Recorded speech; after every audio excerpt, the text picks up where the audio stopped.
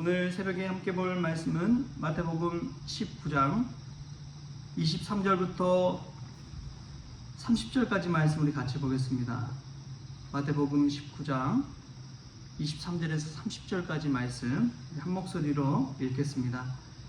예수께서 제자들에게 이르시되 내가 진실로 너에게 이르노니 부자는 천국에 들어가기가 어려우니라. 다시 너에게 말하노니 낙타가 바늘기로 들어가는 것이 부자가 하나님의 나라에 들어가는 것보다 쉬우니라 하시니 제자들이 듣고 몹시 놀라 이르되 그렇다면 누가 구원을 얻을 수 있으리이까? 예수께서 그들을 보시며 이르시되 사람으로는 할 수 없으나 하나님으로서는 다 하실 수 있느니라. 이에 베드로가 대답하여 이르되 보소서 우리가 모든 것을 버리고 주를 따라 싸운데 그런즉 우리가 무엇을 얻으리이까? 예수께서 이르시되 내가 진실로 너에게 이르노니 세상이 새롭게 되어 인자가 자기 영광의 보좌에 앉을 때에 나를 따르는 너희도 12보좌에 앉아 이스라엘 12지파를 심판하리라. 또 내 이름을 위하여 집이나 형제나 자매나 부모나 자식이나 전토를 벌인 자마다 여러 배를 받고 또 영생을 상속하리라.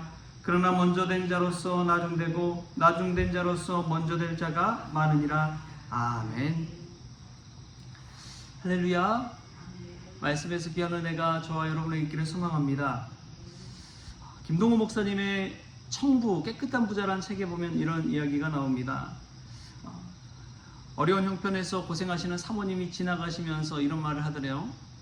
나는 가난이 싫어. 나는 가난이 싫어. 이 말을 듣고 참 목사님이 뼈가 아프셨대요. 그런데 그 다음 말을 듣고 감탄했다고 합니다. 나는 가난이 싫어. 하지만 무섭지 않아. 또다시 가난하게 살아야 한다면 그렇게 살지 뭐. 첫 번째 말씀이 되게 정직한 말씀이죠. 가난이 싫다는 거. 그런데 가난이 무섭지 않다는 것은 용감한 말씀이지요. 가난에서 자유롭게 또 한 번 살겠다고 하는 그 고백은 믿음의 고백이 아니면 할 수가 없는 것이지요. 깨끗한 부자가 세상에 존재할까? 부자는 천국에 가기가 낙타가 바늘기에 들어가는 것만큼 어렵다고 예수님께서 그러셨는데 깨끗한 부자가 과연 존재할 수 있을까? 그런데 여러분 사실 돈 자체는 악이라고 할 수가 없습니다. 그냥 지폐의 화폐일 뿐이죠. 마치 그와 같은 것입니다. 칼이 살인자의 손에 들리면 무서운 살인의 도구가 되지만 요리사의 손에 들리면 맛있는 요리를 할 수 있는 도구가 되는 것이지요. 도구일 뿐인데 거기에 대해서 가타부타 이야기할 수가 없는 것이지요. 어떻게 쓰임새에 따라서 달라지기 때문에 그렇습니다. 그러니까 칼이 문제가 아니라 칼을 든 사람의 문제라는 것이지요. 돈이 문제가 아니라 돈을 사용하는 사람의 문제라는 것이지요. 성경에 보면 돈에 관해서 많은 이야기를 하고 있지만 결국은 사람에 관해서 예수님께서 말씀하고 계시다는 사실 우리가 기억하면 좋겠습니다. 돈은 그냥 있거나 없거나 물건 취급한다면 그 돈, 물건을 어떻게 쓰느냐에 따른 그 사람의 마음이 믿음의 표현이 될 수도 있고 믿음을 저버릴 수도 있다는 사실을 우리가 오늘 말씀에서 먼저 기억하면 좋겠습니다. 하나님 나라에 관해서 이야기하는데 예수님께서 제자들에게 내가 진실로 너에게 이르노니 부자는 천국에 들어가기가 어려우니라 라고 말씀하십니다. 여러분 이 말씀 속에서 분명히 알아야 할 것은 부자는 천국에 들어갈 수 없다가 아니라 어려우니라 라고 이야기하고 있다는 사실입니다. 이 말은 뒤집어서 보면은 거지에게도 똑같이 해석됩니다. 여러분 거지가 다 천국에 들어갑니까? 거지면 무조건 천국에 들어갑니까? 아니죠. 거지라고 해서 다 천국에 들어가는 것은 아닙니다. 물론 거지 나사로와 부자에 관한 이야기도 있긴 하지만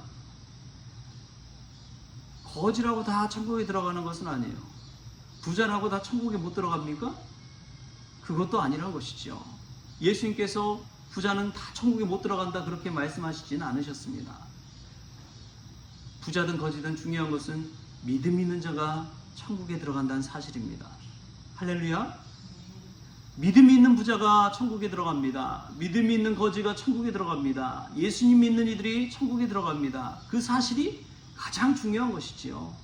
부자든 거지든 세상의 눈으로 바라볼 것이 아닙니다. 부자라고 다 축복받은 거 아니에요. 불교 믿는 부자들은 어떻게 할 거예요? 기독교 믿는 부자들만 있습니까? 불교, 중동, 부자들 얼마나 많아요. 돈 많은 사람들. 돈 물쓰다는 사람들 얼마나 많은지 모릅니다. 돈 때문에 사람의 생명이고 뭐고 가치 없다고 생각하는 사람이 얼마나 많은지 몰라요. 그 부를 얻기 위해서 얼마나 많은 이들에게 부도덕한 일들을 행했을까요? 그것을 생각해 보면 이 부자 된 게 축복이 아니구나. 예수님 믿는 자들만 천국에 들어가는 줄 믿습니다. 예수님 믿는 부자, 예수님 믿는 거지만 천국에 들어간다는 사실을 꼭 기억하십시오. 그것을 잊어버릴 때 우리가 오해하게 되는 것이죠. 가끔 교회에서 믿는 권사님들이 그런 이야기 하시는 걸 종종 듣는 것을 보게 됩니다. 세상에서 잘 돼서 성공했을 때 예수님께서 복 주셨다. 물론 복일 수 있지요. 그러나 그 이유가 더 중요합니다. 그 받은 복을 가지고 자신의 배를 채우기 위해 살아가는 사람과 하나님께 영광 돌리기 위해 살아가는 사람과 거기서 결단이 나는 거예요. 그게 정말 축복인지 아닌지 거기서 드러나게 되는 것입니다. 진정한 축복받는 사람은 하나님께 영광 돌린 사람인 줄 믿습니다. 우리가 세상에서 성공한 사람이 자기 자신을 위해 그 성공을 써버린다면 그 썩은 것과 마찬가지예요. 그런데 하나님께서 주신 축복을 가지고 하나님께 영광 돌린다면 그것이야말로 청부 깨끗한 부자가 되는 것입니다. 여러분, 오늘 말씀 가운데서 우리가 재물의 노예가 되지 않기를 원합니다. 하나님께서 주신 축복이 무엇인지 깨달을 수 있길 바랍니다. 돈을 우리가 돈의 노예가 되어 돈에 끌려 사는 인생이 아니라 우리가 하나님 주신 믿음 안에서 돈을 마음껏 쓸 수 있는, 정말 하나님을 위해 제대로 쓸 수 있는 그러한 믿음의 사람들이 되었으면 좋겠습니다. 예수님이 또 이야기하죠. 다시 너에게 말하노니 낙타가 바늘 끼어 들어가는 것이 부자가 하나님의 나라에 들어가는 것보다 쉬우니라. 제가 바늘 하나를 들고 올까 싶었어요. 바늘길을 좀 보여줄까 하고. 잘 보이지도 않겠지요. 그런데 어떤 분이 그런 이야기 하시더라고요. 책을 읽다 보니까 예루살렘에 쪽문이 있었다는 거예요. 큰 시온문 같은 것이 아니라, 사자문 같은 것이 아니라, 황금의 문이 아니라, 그런 문은 낙타고 뭐 큰 수레고 다 들어다니는데 쪽문이 있었다는 거예요. 사람만 들어갈 수 있는 쪽문. 사람이 들어가되 고개를 숙이고서야 겨우 들어갈 수 있는 그 문. 그 문에는 낙타가 들어갈 수가 없다는 거예요. 근데 그 문에 들어가려면 고개를 숙이고 낮추고 들어갈 수밖에 없다는 것입니다. 그 바늘길을 통과한다는 것은 겸손의 상징인 것이죠. 자기를 낮추고 자기를 숙이지 않고는 들어갈 수가 없는 문인 것이죠. 그런데 부자가 낙타처럼 바늘길 들어가는 게 어렵다, 천국 들어가는 게 어렵다. 그것은 부자는 겸손하기가 그만큼 어렵다는 것을 예수님께서 이야기하고 있습니다. 부자는 다 어디 가든 인정받고 존경받아요. 어디 가든지 이 부자는 대접받잖아요. 얼마 전에 이재명 대통령이 방미를 했잖아요.